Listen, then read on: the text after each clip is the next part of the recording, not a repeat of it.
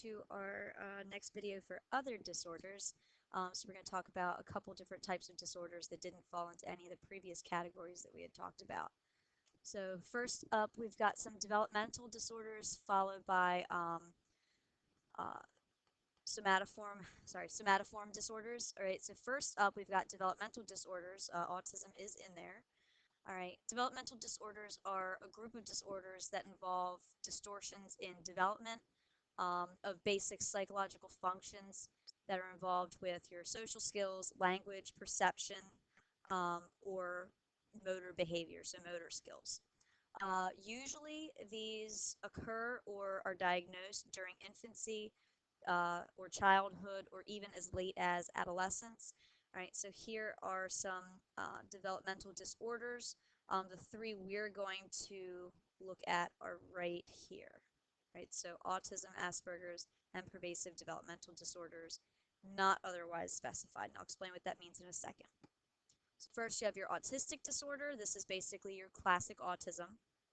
Asperger's syndrome, pervasive developmental disorder, not otherwise specified, so you'll see it abbreviated as this. This is also called atypical autism. People who meet some of the criteria for autism disorder or Asperger's, but not all of it. So they can't really be diagnosed as autistic or have Asperger's syndrome, but they're somewhere on the spectrum. They'll be diagnosed with this. People with this disorder usually have fewer or milder symptoms than those with the autistic disorder or with Asperger's. Um, but really they might only have a social and communication challenges, but there's no actual developmental delay with them, but they're still slightly on the spectrum. All right, so autism. This typically is shown as an unusual pattern of social and cognitive development beginning in childhood. Um, you have marked difficulties predominantly in social interaction and communication is where it really shows the most. The onset of this usually happens before the age of 3, um, so usually much earlier than 3, but usually by 3 you'll know if someone has autism or not. Recent research actually shows that autism can be caught earlier, and when it's caught earlier, children will actually show more success because they'll have had treatment longer um, and more supports in dealing with it as they do develop. It's more frequent in males, about 4 to 5 times more frequent in males than in females. And about 70% of those with autism also have some type of intellectual disability on top of autism. Right, so some characteristics of autistic disorder. They tend to be impatient in social relationships. So they show noticeable lack of awareness or existence of feelings of others. They may not like to be touched or held. Usually they avoid eye contact and prefer solitary play. You can see some impaired speech. Actually about half of autistic children don't develop speech. They're nonverbal. Um, Speech is often an echo of what they've heard, so they're really good at mimicking behavior. Um, and here's some graphics so that you could see autism spectrum diagnosis. Most of it is this classic autism, and then you have your other categories here. And this kind of shows autism, how these are some of the issues they have. I'm going to get into a couple more things. They also have very narrow range of interest and activity. They may actually focus on objects more almost obsessively. The things that they do like, they'll be obsessed with. Um, Sameness and routine are very, very important to them. They usually become upset or angry if changes do occur. They don't handle it very well. Most engage in some type of self-soothing behavior to block extrasensory info because they really don't have selective attention. So they need to come up with a coping device for that when they do feel overwhelmed and there's so much going on and they have to really retreat within themselves. Here I have Sheldon as an example. Change is never fine. They say it is, but it's not. And then I'll see if I can get this movie after the AP exam. It's called Temple Grandin. I highly recommend watching it. I've talked about her in class before. She's was the one who had autism, and she didn't like being touched. She actually created this machine that she used to get, because you know how it's nice and relaxing when you have a hug, but she doesn't like being touched. So how do you get that feeling um, of decreased anxiety that you get from a hug without someone touching you? So she created this machine. Asperger's syndrome is a highly functioning form of autism, basically. It results in impairs of social interaction, restricted interests, and repetitive behavior, yet there's no actual significant delays in language or cognitive development that you usually have with classic autism. And usually they have an average or above average IQ. And actually, it's often not even diagnosed until they get to school age, right? And Einstein is rumored to have Asperger's syndrome. Characteristics of Asperger's: interest is very similar to autism. Interest in objects rather than people. Really no eye contact, strange body gestures or positions. They really don't develop many peer relationships. Very routine oriented. No general delay in language, yet they do have some problems with social use of language, with talking to other people. They tend to be clumsy. Their motor skills are a little off. Awkward with the way they walk. They could have trouble throwing and catching balls, so sports tends to be an issue. So yeah, trouble with fine motor skills. Sometimes even tying their shoes can be difficult. But this is, again, Sheldon is actually he's a better example of Asperger's because he is a highly functioning form of autism with an above average IQ. All right. Causes of autism spectrum disorders. So those two disorders are, it's likely that both genetics and the environment play a role. Researchers have actually identified a number of genes that are associated with the disorder.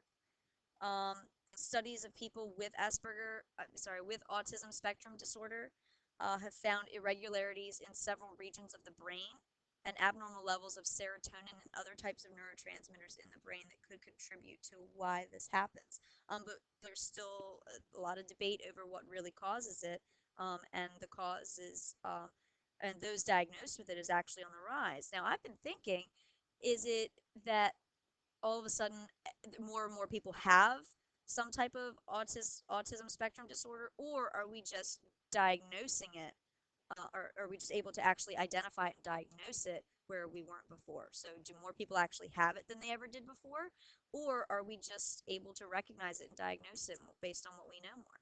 So that's all up for debate, as well as the cause of it. Moving on, still falling in the range of developmental disorders, you have ADHD, attention deficit, like hyper disorder. Um, it's a developmental disability involving short attention span, distractibility, and extreme difficulty remaining inactive for any period, so like remaining still. The disorder is estimated to affect between some 3 and 5% of school-aged children. So think of all the kids that are school-aged, 3 to 5%. That's generally a large number. You have three subtypes of ADHD: those that are predominantly hyperactive impulsive, predominantly interactive, and then you have your combined hyper-impulsive and interactive. All right. ADHD inattention. All right, so they can be easily distracted, miss details, forget things, frequently like switch from one activity to another. They're very bouncy, have difficulty focusing on one thing, become bored with one task, and they often move to another after a few minutes, unless they're doing something that they consider to be really enjoyable and that's like engaging anyway. Have difficulty focusing attention on organizing and completing a task or learning something new. Not to say that this is impossible, just saying it's difficult. Have trouble completing or turning in homework when we get to talk about like school things. Homework assignments often lose things like pencils, toys, assignments needed that they actually need to complete the activity, making it that much harder. Right, the hyperactivity that comes along with ADHD, they tend to be very fidgety and squirm in their seats, talk nonstop, dash around, touching or playing with anything and everything in sight, have trouble sitting still during dinner or school or story time, what have you. They have to constantly be in motion. They have difficulty doing quiet tasks or activities. And actually, textbook case of ADHD, if you think of a Disney character, Tigger, right, from Winnie the Pooh, actually has ADHD if we could diagnose him. The impulsivity that comes with that, they tend to be very impatient, blurt out, they can blurt out inappropriate comments, show their emotions without restraint, and act without regard for consequences. That kind of goes along with the hyperactivity. They're just very impulsive as well. Have difficulty waiting for things when they want it. They want it now, waiting their turn to play games. Um, Often interrupt conversations or other activities that are going on. Right. So now the causes of ADHD. Research points again to a combination of genetic and environmental factors. Treatment for this often involves drugs like Adderall, Ritalin, Concerta, all of which have a calming and kind of focusing effect. However, they may have other adverse effects, and that really varies from person to person. May have A person with ADHD may also have other disorders, such as a learning disability that's coupled with that. Um, Oppositional defiant disorder, conduct disorder. We're going to talk about those too. You haven't heard about them yet. They might also have an anxiety disorder, depression, bipolar, you name it. Anything could be paired with this. One disorder does not cause another though. So having ADHD doesn't cause bipolar or anything like that. It's just if you have another disorder along with this, it just makes this that much more noticeable. All right. Oppositional defiant disorder. I bet you didn't know that this is actually a disorder. Behavior typically starts by the age of 8, but may start as early as preschool. Symptoms for this, and again, you must have these for at least 6 months or longer to actually more than a normal child misbehaves, because kids misbehave, but like constantly for 6 months straight is a little more than normal. So they are actively do not follow adults' requests. They're angry and resentful to others, argue with adults, blame others for their own mistakes, has few or no friends, or has lost friends basically as a result of their behavior, um, is in constant trouble with school, loses their temper very easily, spiteful or seeks revenge, touchy or easily annoyed. So this is actually a disorder, right? So it's called oppositional defiant disorder. The pattern of behaviors must be different from those of children around the same age and developmental level. So sometimes, like terrible twos, you could say every child that's 2 years old has this. No, it has to be different than others, like what's considered normal for that age. Like children at that age and at that developmental level, they have to be like acting way differently. The behavior is thought to be caused by a combination of biological, psychological, and social factors, so it's biopsychosocial. Then you have your conduct disorder, which is generally this is associated with child abuse, family conflicts, genetic defects, poverty, parental drug addiction, or alcoholism. Generally tends to be what causes conduct disorder. The diagnosis is actually more common in boys. They tend to be very impulsive, difficult to control, and unconcerned about the feelings of others. Common symptoms of conduct disorder. They tend to have antisocial behaviors such as bullying and fighting. The reason it's antisocial, all right, antisocial doesn't necessarily mean you keep to yourself. It means that it's anti what's normal for society, and that's these things as well. Breaking the rules without apparent reason, cruel or aggressive behavior towards people and animals, fights using dangerous weapons, forced sexual activity, mugging or purse snatching, destruction of property, deliberately setting fires, breaking and entering, destroying other people's property, heavy drinking and or illicit drug use, lying to get a favor or to avoid your personal obligations, running away, truancy, beginning before age 13, so that's like skipping school. So if you're before age 13, you're skipping school, shame on you. But it could be if you have more of these symptoms because you have conduct disorder. Vandalism also. Um, Children with conduct disorder may actually go on to develop personality disorders as adults as well, particularly antisocial personality disorder. You're going to look at this one in class, so keep this one in mind. If their behaviors worsen as they get older, they may also develop significant drug and legal problems. All right, now it's important to know that people with oppositional defiant disorder and conduct disorder, um, the cause is not bad parenting. A lot of us tend to attribute these things to bad parenting, but it's not. They're actual diagnosable disorders. Is that a factor? Yes, but it's not the root cause. There's a lot of other stuff that goes into it. So if you know or see somebody that acts oppositional defiant, like they have that disorder or conduct disorder, just know that there's a lot that actually goes into it. And it's a disorder. It's not just strictly a behavior problem. Then you have your somatoform disorders. These are characterized by you have physical symptoms that seem to suggest that you must have a physical disorder, but there's no actual physical cause. All right. Evidence suggests that the symptoms are actually psychological. It's all in your head. Like, oh my God, I feel sick. I must have the flu. Well, you don't. It's all in your head. So there's a couple different disorders on here: conversion disorder, your hypochondriacs, and body dysmorphic disorders. Also, Munchausen syndrome and Munchausen by proxy is in here.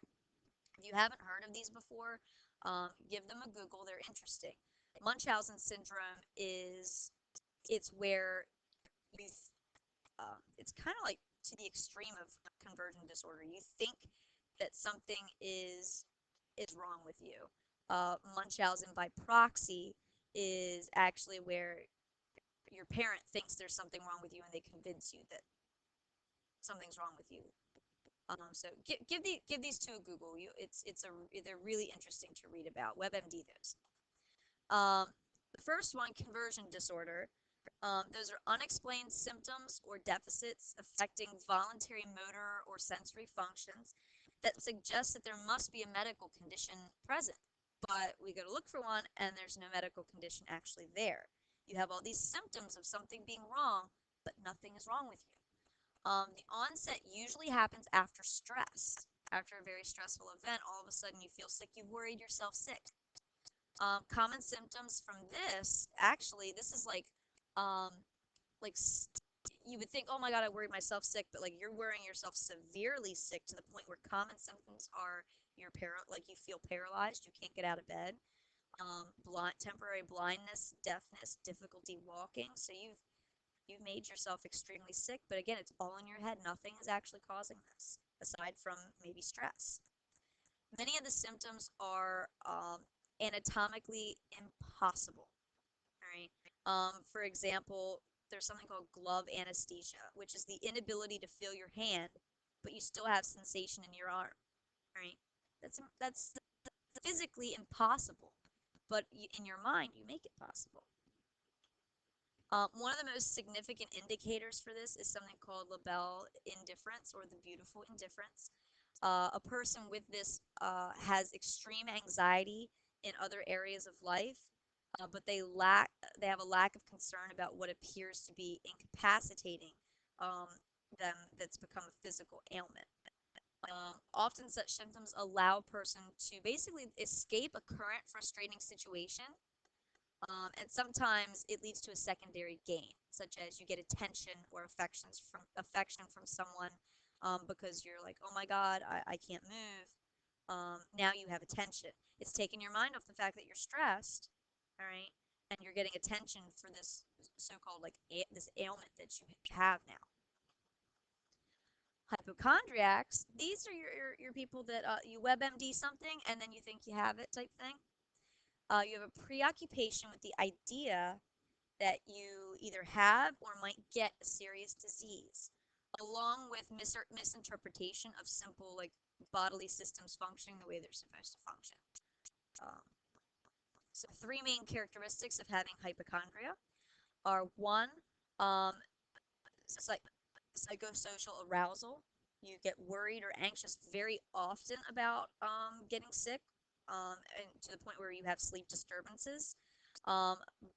bodily focuses. You tend to monitor your body very particularly. You're very preoccupied with physical complaints. Like if someone says, "Oh, you look tired," you really overthink that. You're like, "Oh, I look tired. Am I getting sick?"